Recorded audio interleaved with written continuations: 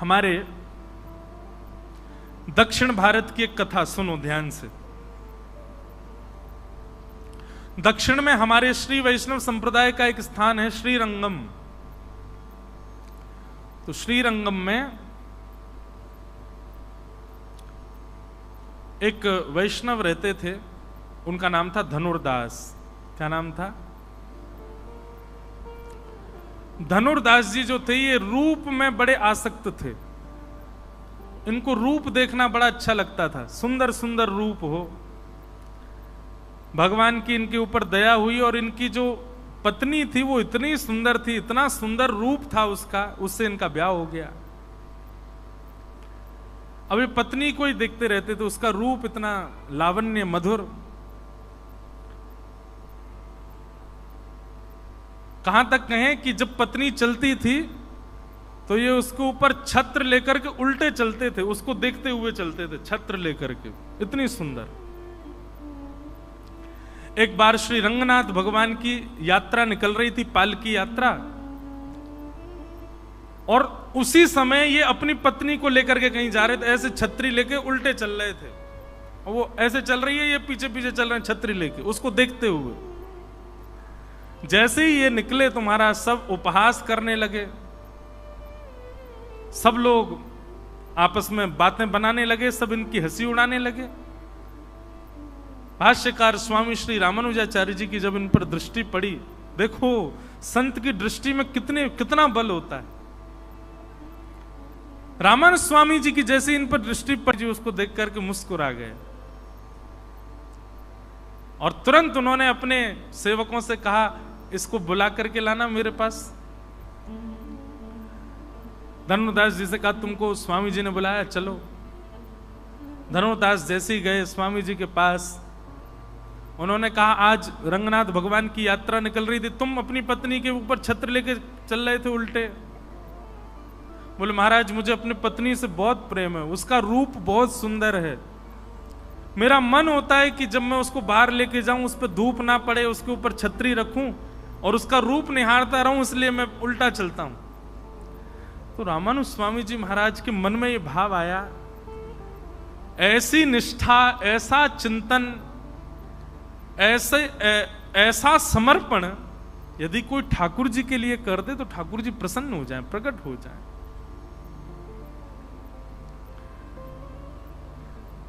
रामानुज स्वामी जी ने कहा, यदि तुम्हारी पत्नी से सुंदर यदि तुमको कोई दिख गया तो क्या करोगे? तो धनुर्दास बोले, हो ही नहीं सकता, मेरी पत्नी से सुंदर कोई नहीं होगा संसार में। बोले रामानुज स्वामी जी बोले, अगर हमने दिखा दिया तो? बोले, मैं वचन देता हूं सदा सर्वदा के लिए अंतिम प्राण श्वास पर्यंत उसका दास हो जाऊंगा, अगर मेरी पत्नी से सुंदर कोई हो तो। आचार्य की बात तो ठाकुर जी मानते हैं।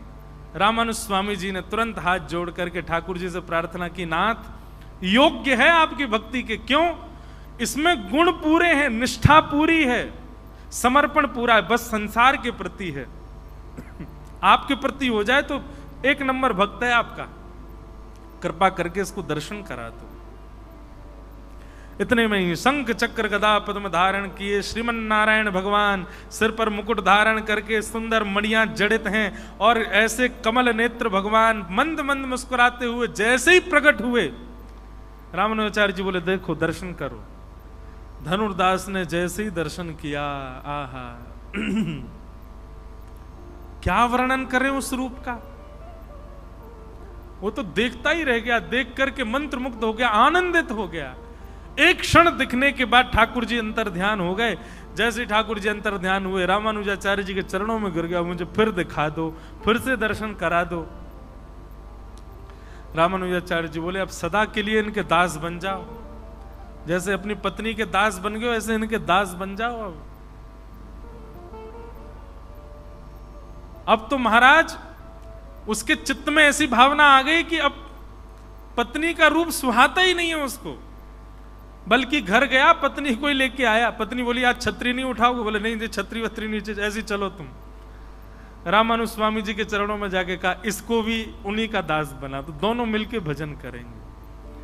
स्वामी जी की कृपा से दोनों दंपति भगवत भक्त हो गए। अब बताओ, धनुर्दास का ना तो भजन था, ना तो नाम जप था, ना जीवन में कोई भी ऐसी योग्यता थी, केवल भजनानंदी महापुरुष की दृष्टि पड़ गई और उससे उसके चित्त में भजन भाव प्रकट हो गया।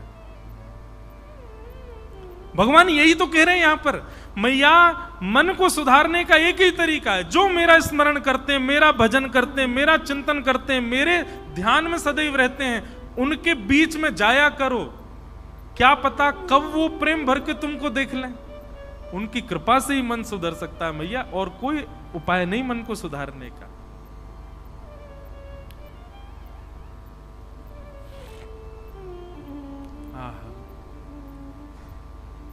ऐसे भगवान उपदेश दे रहे हैं। इस प्रकार देवूती माता ने अनेक प्रश्न किए, समस्त प्रश्नों को हम प्रणाम करते हैं। आगे मैया ने 4 प्रकार के भक्तों के बारे में, इतना बढ़िया प्रसंग है। 4 प्रकार के भक्त होते हैं। भगवान से पूछा गया आपको कौन से प्रिय होते हैं, तब ठाकुर जी ने अपने प्रिय भक्तों के बारे में, मुझे कौन प्रिय लगते हैं, उनके बारे में बताया। 4 प्रकार के भक्तों के बारे में तो हम नहीं करते चर्चा, बड़ा होगा विषय। भगवान को जो प्रिय हैं उनके बारे में सुन लो। ठाकुर जी कह रहे हैं कि सालोक्य साष्ट सामिप्य सारूप्यैकत्वप्युत दीयमानं न गृह्णन्ति बिना मत्सेवनं जनाः। मैया सालोक्य साष्टि सामीप्य सारूप्य और एकत्वम 5 प्रकार की मुक्ति होती हैं। 5 प्रकार की मुक्ति होती हैं। पहली मुक्ति का नाम सालोक्य मुक्ति। सालोक्य मुक्ति का मतलब है कि आपको भगवान का लोक मिल जाएगा। जिस लोक में भगवान रहते हैं उस लोक की प्राप्ति हो जाना सालोक्य मुक्ति। दूसरी मुक्ति बताई साष्टि, उस लोक में भी भगवान के दर्शन की सुविधा आपको मिल जाएगी। सालोक्य मुक्ति में दर्शन होंगे भगवान के, इसका कंफर्मेशन नहीं है, घूमते रहो कभी ना कभी तो दिख ही जाएंगे। लेकिन साष्टि मुक्ति में भगवान के दर्शन की भी सुविधा है। तीसरा बताया सामीप्य। तीसरी मुक्ति कौन सी, बोले ठाकुर जी के समीप में रहने का अवसर मिलेगा, सामीप्य। चौथी मुक्ति बताई सारूप्य, भगवान के जैसा ही रूप मिल जाएगा। और 5वीं मुक्ति बताई एकत्वम, भगवान में ही विलीन हो जाओगे। लेकिन भगवान कहते हैं मुझे जो भक्त प्रिय होते हैं मैया वो कैसे होते हैं, बोले दीयमान न ग्रहणंती। इन 5 प्रकार की मुक्तियों को मैं उसके सामने रख देता हूं, ले लो तुम्हें कौन सी चाहिए। पर इन 5 मुक्तियों को भी हाथ जोड़ के कहता नाथ मुझे नहीं चाहिए, आप रख लो अपने पास ही। जैसे हमारे श्री नामदेव जी महाराज, पंडरीनाथ भगवान प्रसन्न हो गए उनसे, मांगो क्या चाहिए। नामदेव जी कहते हैं जो मांगूंगा सो दोगे, बोले हाँ। पंढरपुर आने वाले और आपके दर्शन को आने वाले हर वैष्णव की चरण रज मेरे सिर पर पड़े, ऐसा वरदान दे दो। ये प्रिय हैं ठाकुर जी को। और आज भी श्री नामदेव जी मुख्य द्वार पर ही समाधि है, नामदेव जी वहीं विराज रहे हैं।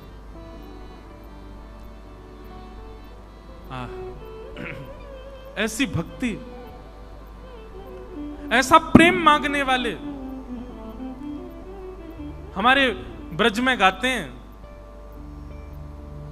कहा करूं वैकुंठ ही जाए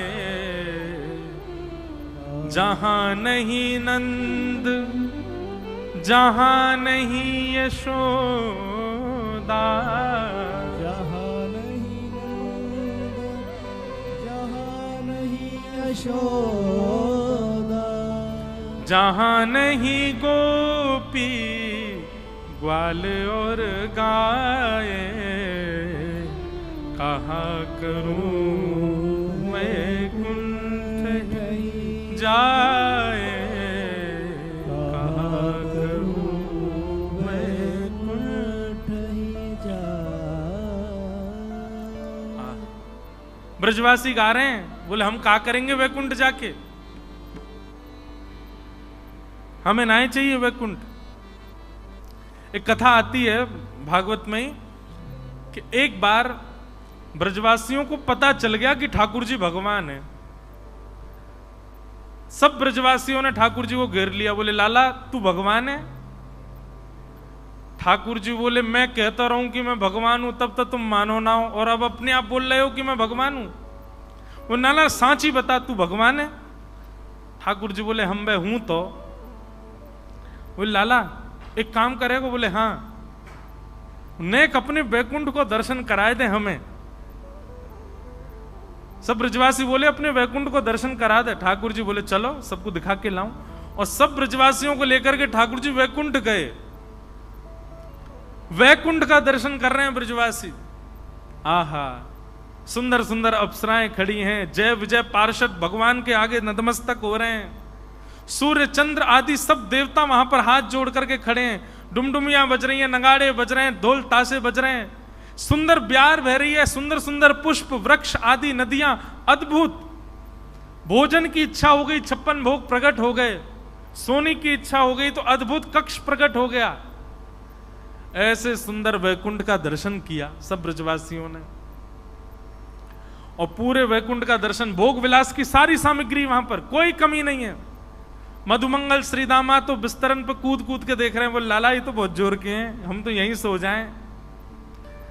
नदी का जल पान करते हैं, ऐसा शीतल जल महाराज कि पूरा गला से लेके नीचे तक तर हो जाए। प्रसाद ऐसा तो स्वाद आज तक चखा ही नहीं किसी ने, इतना सुंदर प्रसाद। व्यवस्थाएं देख करके सब ब्रजवासी आनंदित हो गए। पूरे वैकुंठ का दर्शन कराया, और वैकुंठ का दर्शन करा करके भगवान ब्रजवासियों से बोले कहो कैसा लगा हमारा वैकुंठ? सब ब्रजवासी बोले लाला बहुत जोर को है, बहुत बढ़िया है। देखियो कैसे तेरे यहां नौकर चाकर काम कर रहे हैं, कैसी अप्सरा घूम रही है, कैसे देवी देवता आदि, कैसी नदी, कैसे पहाड़, कैसे कितना सुंदर। ठाकुर जी बोले अब देखो आप लोगों को पता चल गया कि मैं भगवान हूं और ये वैकुंठ है, अब आप सबके यहीं हम कमरे खुलवा देते हैं, यहीं रह जाओ। जैसे ठाकुर जी ने ये बात की सब ब्रजवासी रोने लगे, पाम पकड़ लिए, लाला तेरे पाम पूज रहे हैं, यहाँ सब सुख होएगा लेकिन फिर भी हम यहाँ ना रह सके, तू हमें वृंदावन ही ले चल। हम रहेंगे तो वृंदावन में ही, दर्शन कर लेंगे, यहाँ को सुख ले लेंगे, सबको चूहे पर रहवे की बात करेगा तो हम वृंदावन ही जाएंगे, हम या वैकुंठ में रह ना सके लाला। ये ब्रजवासी तो भगवान को कौन प्रिय है? ठाकुर जी कहते हैं मैं उसके सामने लोक संपदा धर दूं, वो कहता नहीं चाहिए नाथ आप चाहिए। कुम्मन दास जी का एक प्रसंग याद आ रहा है। कुम्मन दास जी, उनकी गोद में ठाकुर जी खेलते थे। हमारे जैसे पंढरपुर में श्री तुकाराम जी, नामदेव जी, जनाबाई आदि आदि ऐसे अनेक संत ठाकुर जी को रिझाने के लिए प्रकट हुए, ऐसे ही हमारे गिरिराज जी में, गोवर्धन में अभी 400-500 वर्ष पहले इन्हीं समकालों में अष्ट सखा प्रकट हुए, 8 सखा। उनमें से एक है श्री कुम्भन दास।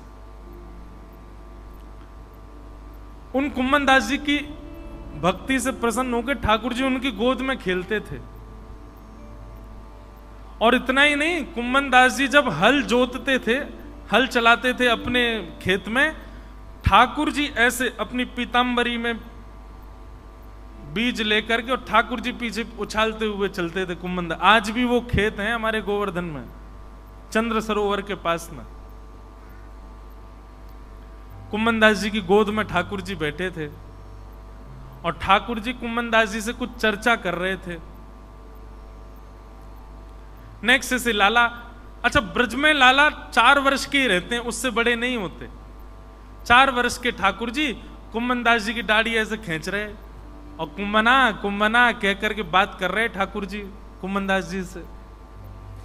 कुम्भन दास जी अपना तिलक स्वरूप कर रहे थे।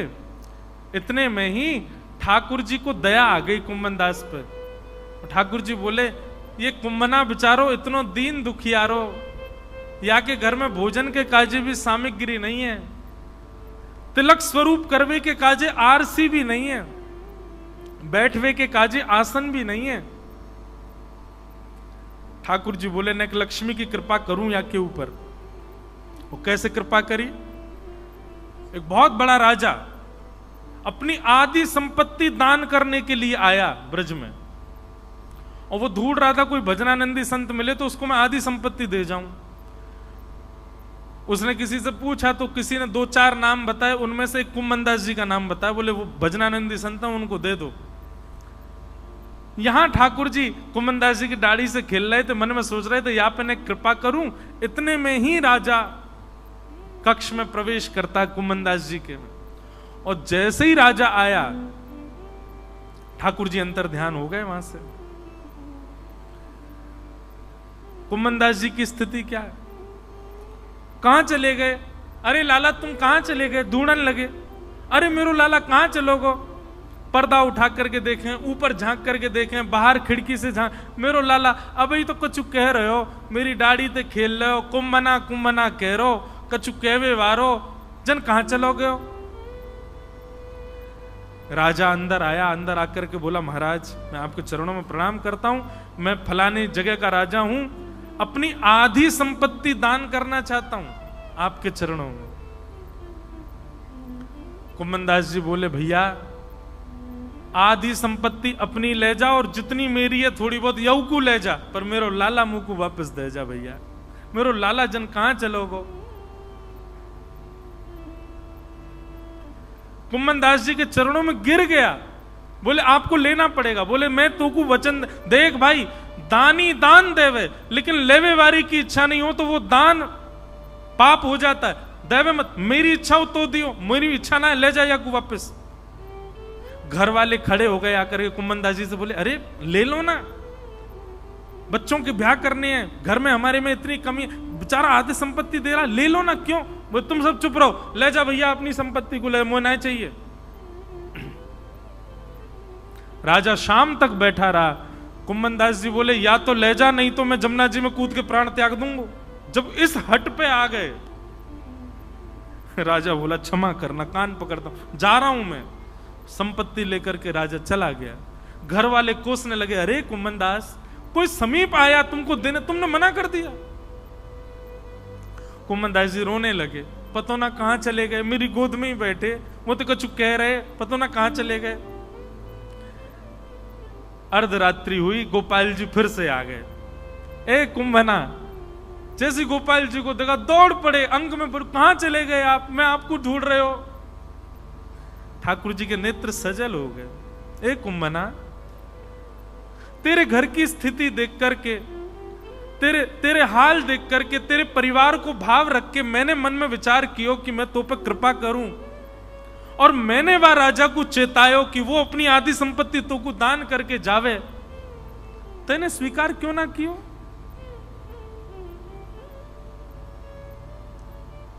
कुम्मनदास जी का उत्तर इतना सुंदर। कुम्मनदास जी कह रहे हैं, बोले जय जय, यदि मैंने संपत्ति ले ली होती तो आप मोसों दोबारा पूछवे मेरे पास नहीं आते। मैंने अस्वीकार करी, यही मारी मेरी गोद में दोबारा बैठे। मैंने लेवे से मना कर दियो, यही मारे आपके मन में चिंता प्रकट भई और आधी रात आप चले आए। यदि संपत्ति ले ली होती तो आपको भी यूं लगती अब कुम्मनदास ठीक है, वाकू करन दो अपना काम, आप दूसरी लीला में चले जाते। मेरे लैया सर्व संपत्ति तो आप हो नाथ, आपसे बड़ी संपत्ति मेरे काज कोई नहीं। ये प्रिय हैं ठाकुर जी को। पंडरीनाथ भगवान के वीवीआईपी दर्शन के कार्ड मिल जाएं और तभी कोई घोषणा कर दे पंढरपुर में एक बहुत बड़ा फिल्म सितारा भी आया हुआ है और जहां आप रुके हो वहीं रुका हुआ है, आपके ऊपर वाले कमरा में रुका है। उससे मिलने का समय भी 8 बजे का है, मंदिर जाने का भी 8 बजे का समय। बताओ क्या करोगे? मंदिर नहीं जाओगे? यहीं तो पड़े हम 7 दिन है, आज तो कल कर लेंगे दर्शन, आज तो उससे मिलने। हम ऐसे हैं और फिर इसमें भी हम ये चाहते हैं कि ठाकुर जी हमसे प्रेम करें।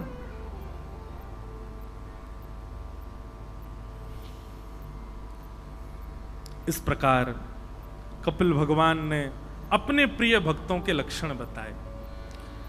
आगे भागवत में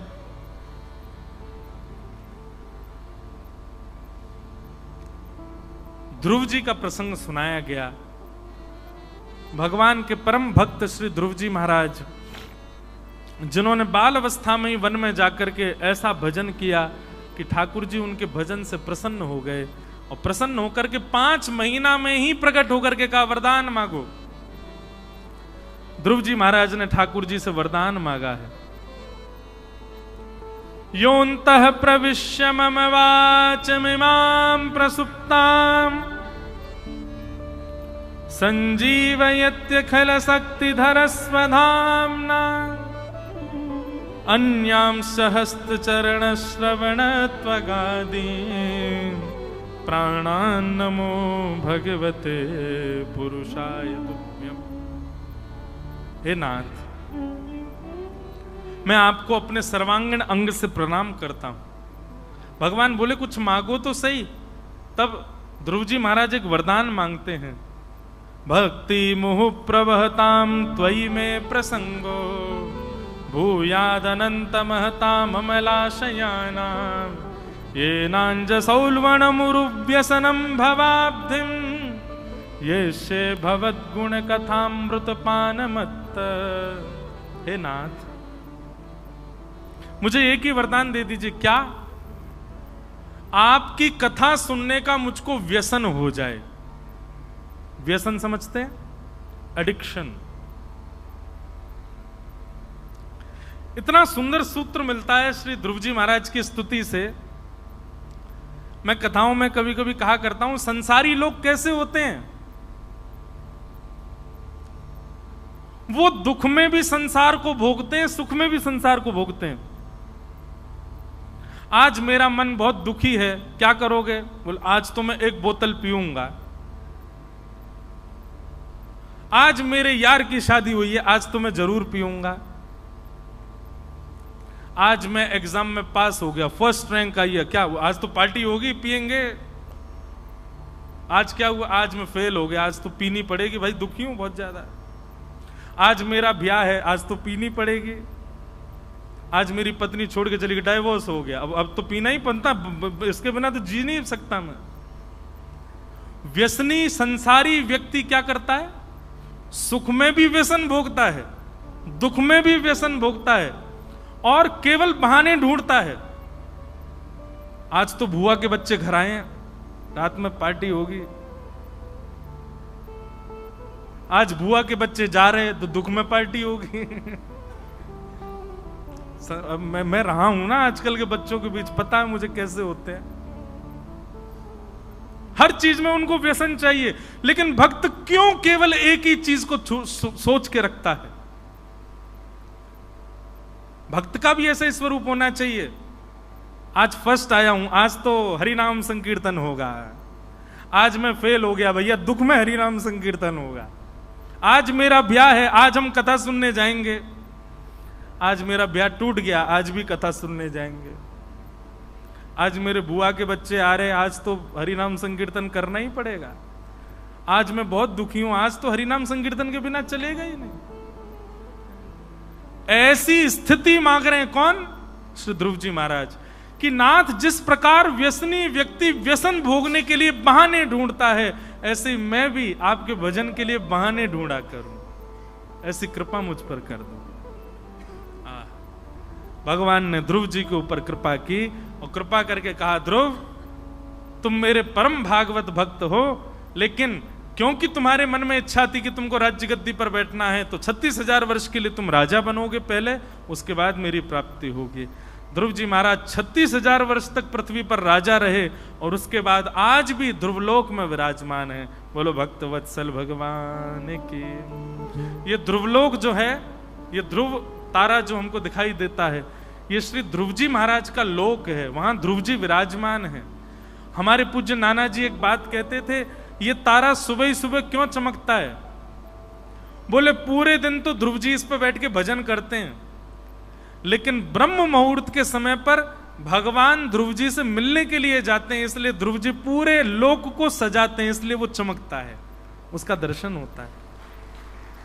हमारे पूज्य नाना जी कहते ब्रह्म मुहूर्त में उठकर के ध्रुव लोक का दर्शन करने हो तो आप ये विचार कर सकते हो ध्रुव तारे को देखते समय कि इस वक्त नारायण भगवान यही हैं। पूरे दिन की नहीं पता हो सकता, लेकिन ब्रह्म मुहूर्त में ठाकुर जी वहीं होते हैं, ध्रुव लोक में होते हैं, ध्रुव जी के पास होते हैं। ऐसे भक्त वत्सल भगवान की